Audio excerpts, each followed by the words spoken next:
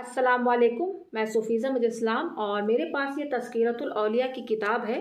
اس کتاب میں جو آپ کو پڑھ کر سناؤں گی اس کا ٹاپک ہے حضرت ابو حازم مکی رحمۃ اللہ علیہ کے حالات و مناقب۔ اعوذ باللہ من الشیطان الرجیم، بسم اللہ الرحمن الرحیم۔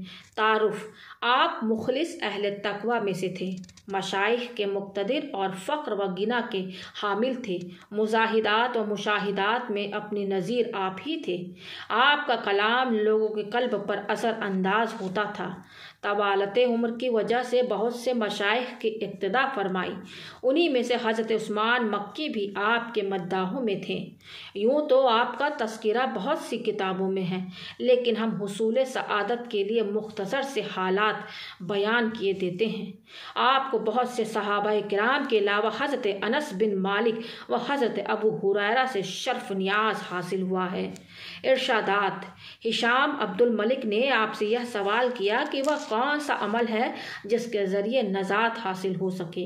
فرمایا کہ حلال جگہ سے جو دام حاصل ہو اس کو حلال جگہ ہی خرچ کرو۔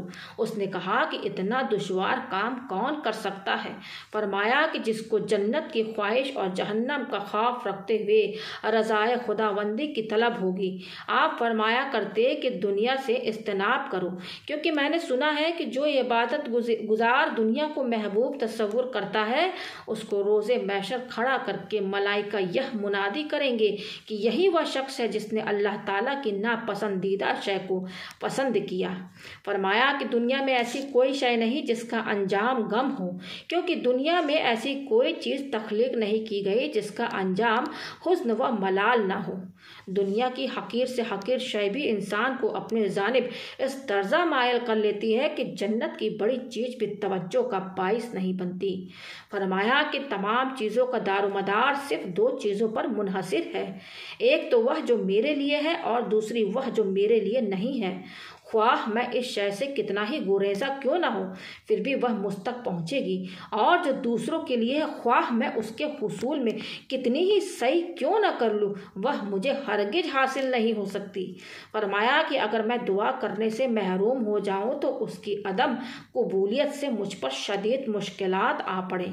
فرمایا کہ اے لوگو، تم ایسے دور کی پیداوار ہو جو فعل کو چھوڑ کر قول پر راضی ہو جانے اور عمل کو ترک کر کے علم پر مسرور ہونے کا دور ہے، اس لیے تم بدترین لوگوں میں اور بہترین دور میں ہو۔ ایک شخص نے جب حال دریافت کیا تو فرمایا کہ میرا حال اللہ تعالیٰ کی خوشنودی حاصل کرنا اور مخلوق سے بے نیاز رہنا ہے، اور جو خدا تعالیٰ سے راضی ہوتا ہے وہ مخلوق سے بے نیاز رہتا ہے۔ آپ کی بے نیازی کا یہ عالم تھا کہ ایک دن کسائی کی دکان کی جانب سے جس کے پاس بہت عمدہ گوشت تھا گزر ہوا۔ آپ کی نگاہ گوشت کی طرف اٹھ گئی تو کسائی نے عرض کیا، بہت نفیس گوشت ہے، خرید لیجیے۔ فرمایا کہ میرے پاس رقم نہیں ہے۔ اس نے عرض کیا کہ قرض لے جائیے۔ فرمایا کہ پہلے میں اپنے نفس کو قرض کی مہلت پر تو راضی کر لوں۔ اس نے کہا بس۔ اس غم میں آپ سوکھ گئے اور ہڈیاں نکل آئیں۔ فرمایا کہ اس کے باوجود قبر کے کیڑوں کے لیے بہت کافی ہے۔ ایک بزرگ حج کا قصد کر کے بغداد میں ابو حازم سے ملاقات کے لیے پہنچے تو آپ آرام فرما رہے تھے۔ چنانچہ کچھ دیر انتظار کرنے کے بعد جب آپ بیدار ہوئے تو فرمایا کہ میں خواب میں حضور اکرم صلی اللہ علیہ وسلم کی زیارت سے مشروف ہوا۔ حضور صلی اللہ علیہ وسلم نے آپ تک ایک پیغام پہنچانے کا حکم دیا ہے۔